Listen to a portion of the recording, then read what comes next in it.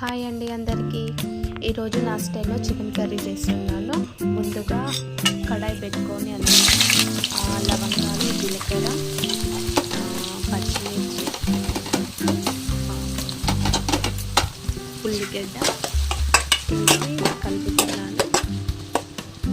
అందులో కొంచెం పసుపు వేసి ఫ్రై చేశాక కొంచెం అల్లం పేస్ట్ వేసి కలుపుతున్నాను. అందులో ఆనియన్స్ చిన్న చిన్నగా కట్ చేశాను. చిన్న చిన్నగా కట్ చేయడం వల్ల గ్రేవీ వస్తుంది, నాకు అలా ఇష్టం.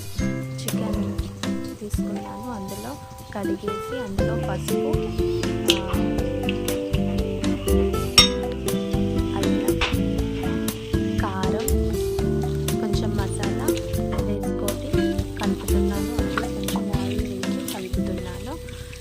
కలిపి 5 minutes పక్కకు పెట్టేసి మళ్ళీ అందులో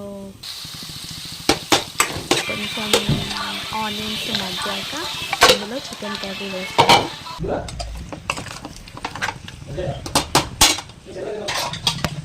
చికెన్ కర్రీ కొంచెం ఫ్రై అయ్యాక అందులో నేను సాల్ట్ వేసాను. సాల్ట్ వేసి కలిపేసి 5 minutes అలానే పెట్టేశాక మళ్ళీ కొంచెం మసాలా వేసాను.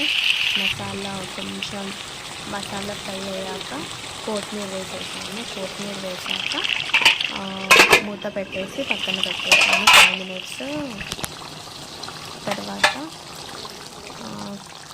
స్టవ్ ఆఫ్ చేసేసాను. Tasty chicken curry ready. మీకు నచ్చితే లైక్ చేయండి, షేర్ చేయండి, సబ్స్క్రైబ్